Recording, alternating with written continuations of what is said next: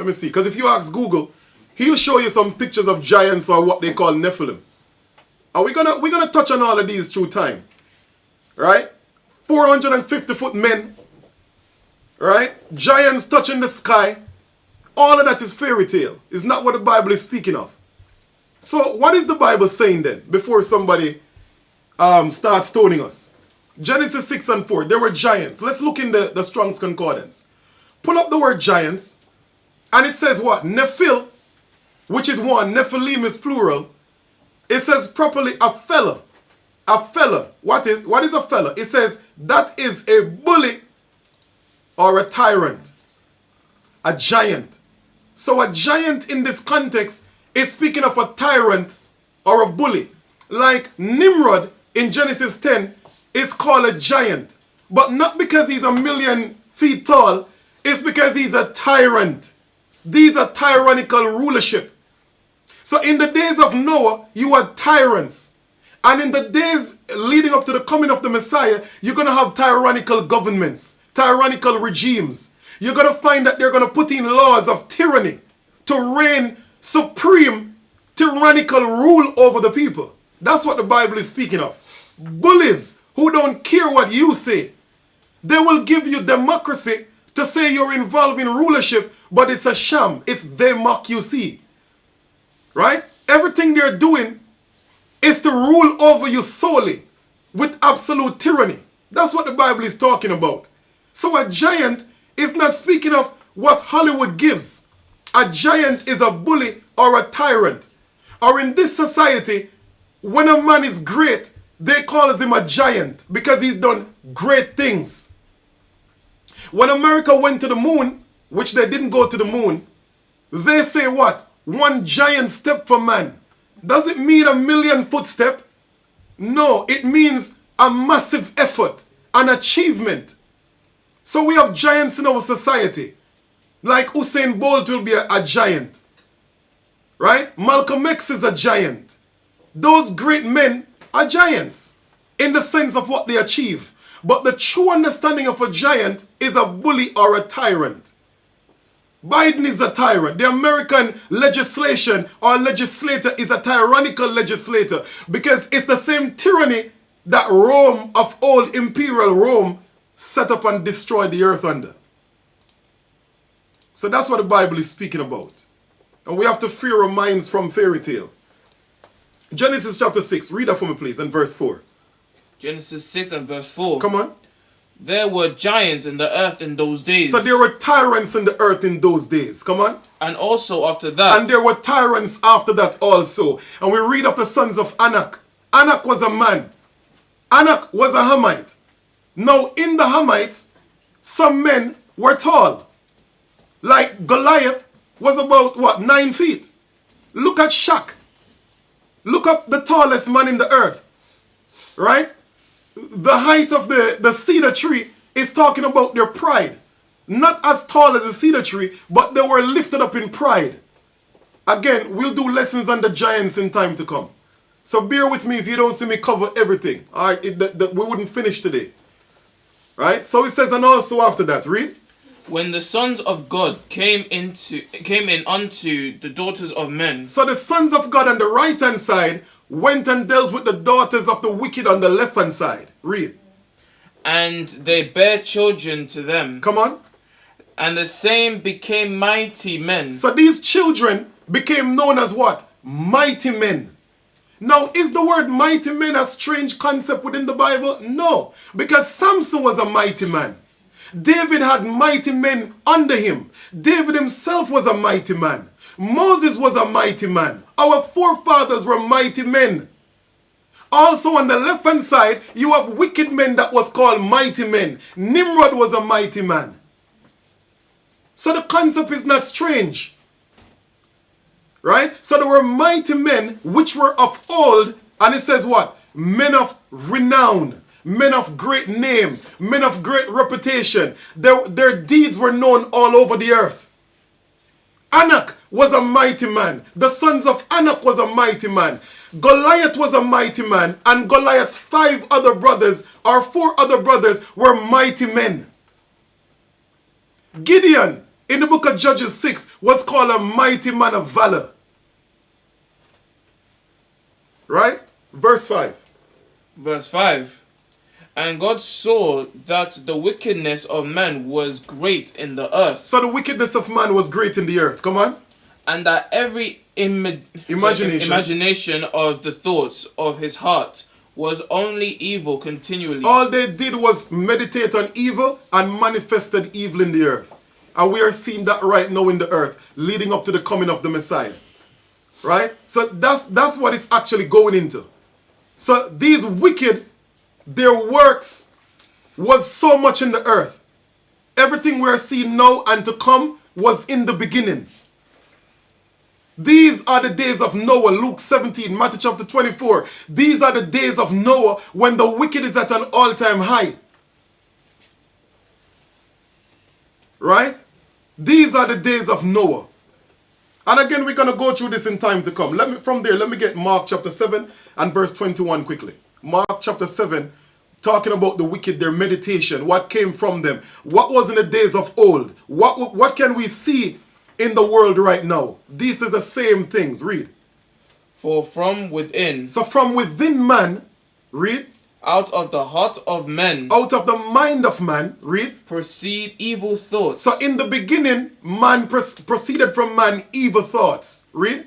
Adulteries. Adulteries was in the beginning. Come on. Fornication. Sexual sins, bestiality, going with your father's wife, going with your sister from the beginning. Idolatry, spiritual fornication. Read. Murders, killing your brother in cold blood.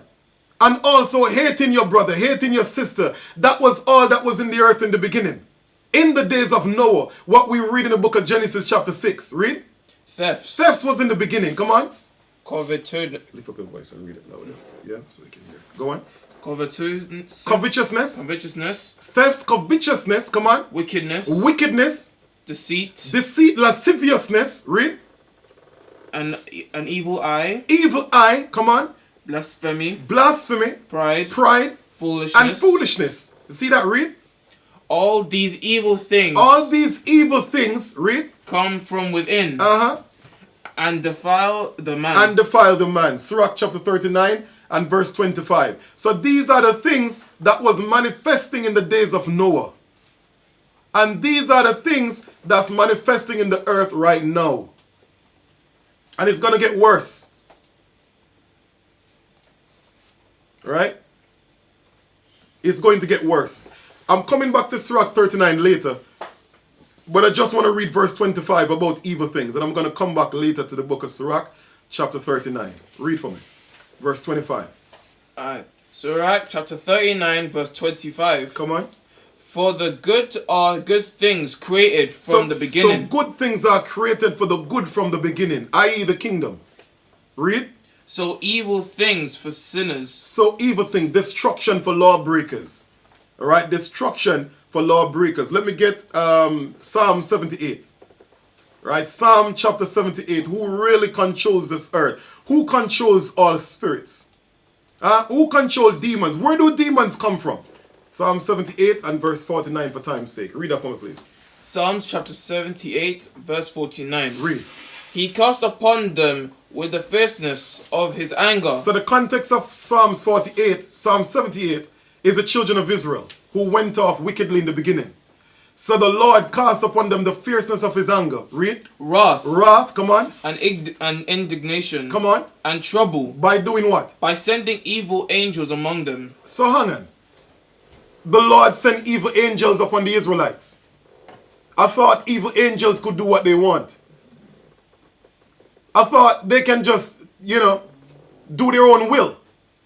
It's not the case in the scripture. It's all what you've learned pertaining to spirits in disobedience is out of order. Even on the left-hand side, they're in order. They're in obedience to the Father. He controls them. He sends them into the earth from the third heaven down to the earth to deal with unclean people.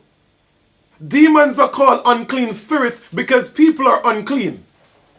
They're dealing with unclean things. We just read it in the book of Mark 7. So if your vessel is unclean, those spirits that are created on the left-hand side is going to inhabit an unclean people. It's going to possess you. and destroy you. That's their function and purpose for which they were created.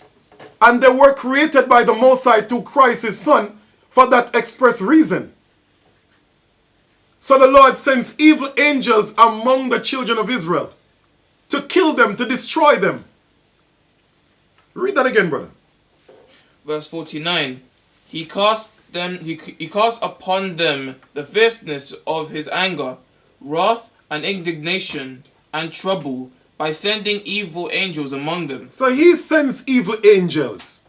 Watch this. I'm going to hammer this home. Let's get 1 Samuel 19 and 9. Let's see if it's the only time he sends evil angels. 1 Samuel chapter 19 and verse 9. He, the Most High, doeth all these things. Read. 1 Samuel 19 and 9. And the evil spirit from the Lord. You see that? An evil spirit from Yahweh, from the Father. An evil spirit from the Most High. Read. Was upon Saul. He sent a demon upon Saul. He controls that. Under the left hand side with the spiritual demon Satan as the archdemon, the chief demon. God's police force. He sends that on the left hand side upon Saul, who left from obedience the path of good and he went to the path of evil, being wicked. Read. As he sat in the house with his javelin in his hand, and David played with his hand. See that? So Saul went mad, senile, disturbed in his mind. And the Lord allowed David to use music to calm that spirit down. And we're going to tap into different lessons pertaining to the spirit of depression and how we can use different things to heal ourselves. Music is one, righteous music. Certain instruments that operate on certain frequencies. And Hollywood show you this when Spider-Man was infected by the parasite, the black parasite. And every time the lone sound like a bell struck, that demon wanted to come off of him. He couldn't stand it. Why? Because spirits operate in frequencies. So we're going to show you through the spirit, when we do certain lessons pertaining to overcoming depression and mental illness, the things that we can tap into, that the Lord gave us wisdom of in what we can use. Right? So the Lord sends evil spirit upon the children of Israel, which is 9 and verse 23. We are just showing you how the Lord sends evil spirits, demons. Demons don't send themselves. They are sent. So when you see the Messiah on the earth was walking and the people were possessed, they were sent because the people were unclean.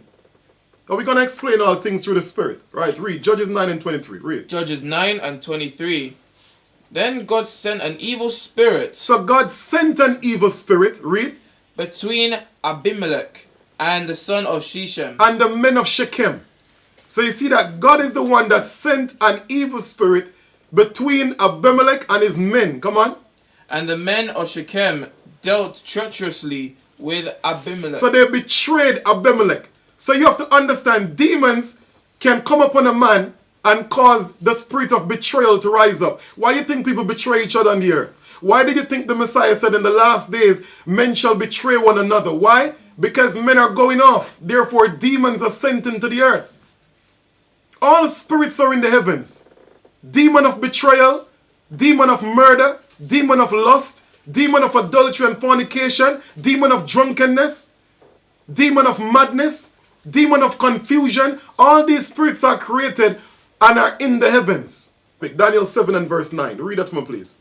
Daniel 7 and verse 9. Come on. I beheld till the thrones were cast down. Daniel saw when the nations lost their power. Read. And the Ancient of Days did sit. The Ancient of Days is the Father because he's older than days. He's before days. Right? Read. And he looks old. Full of wisdom. Come on. Whose garment was white as snow. Come on. And the hair of his head like the pure wool. So the Father, who is a spirit,